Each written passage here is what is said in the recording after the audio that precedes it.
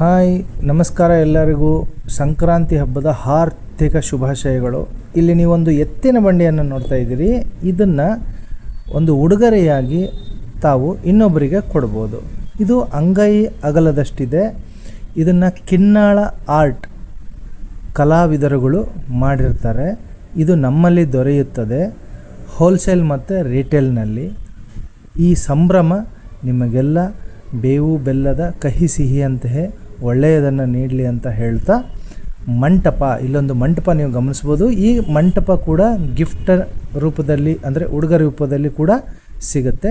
ಇದನ್ನು ಕೂಡ ನೀವು ಒಬ್ಬರಿಗೆ ಗಿಫ್ಟಾಗಿ ಕೊಡಲಿಕ್ಕೆ ಬಳಸ್ಬೋದು.